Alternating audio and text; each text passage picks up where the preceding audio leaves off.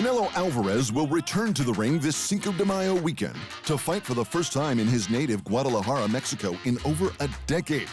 He'll defend his 4 super middleweight title belts against Britain's John Ryder, with a nation cheering him on. We are some of the loudest fans in the world. All around the world you hear us. So I feel very happy to be coming back to fight in Mexico.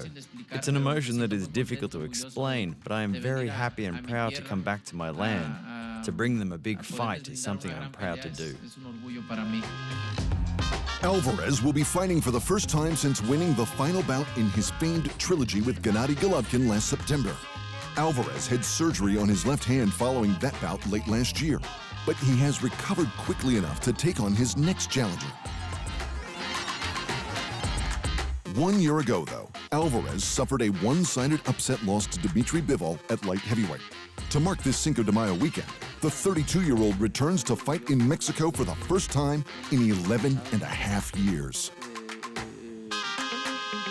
The 34-year-old Ryder has earned interim versions of 2 super middleweight world titles during his current 4-fight unbeaten run. That includes a split decision win over the former middleweight champ, Daniel Jacobs. Despite his current form, though, the Englishman is still a long way down the super middleweight rankings, and he'll come into the bout as the significant underdog. I know I'm at the back of a queue of 7 or 8 before me, but like I say, everything in boxing is about timing. I could have had this fight potentially 2 years ago, but it didn't work out that way. 2 years on now, and the timing is now and the timing is right. Alvarez versus Ryder will take place at Akron Stadium, home of Mexican soccer club Chivas, a venue sure to produce an incredible sound for Canelo's Mexican homecoming this May 6.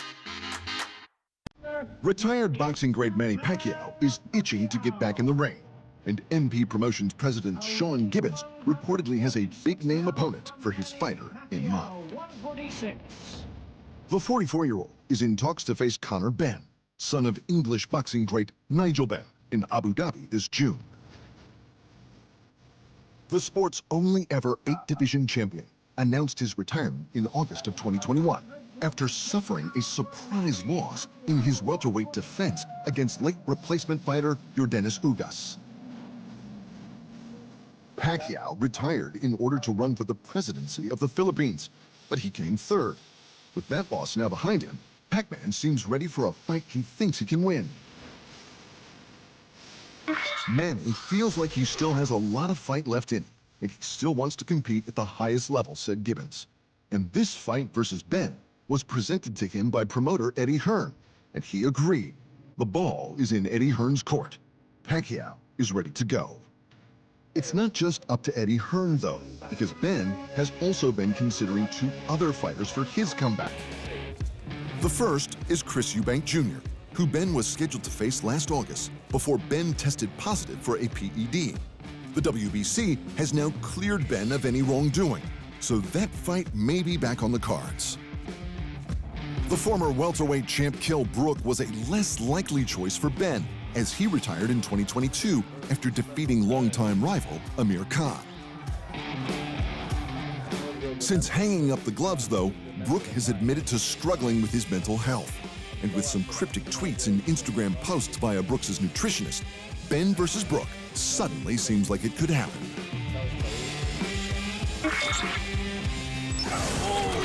Off on a little training camp.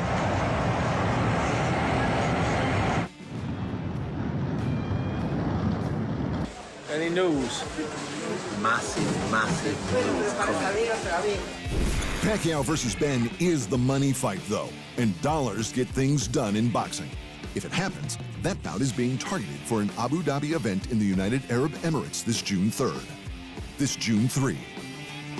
And Adrien Broner may have made a deal with the devil. The 4-division champ has found himself a new promoter.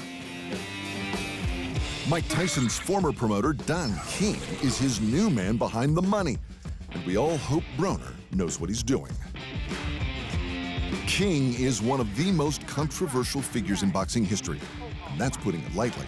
The 91-year-old has been promoting fights since the 70s, has been sued for fraud and embezzlement on multiple occasions, and has been charged with killing 2 people.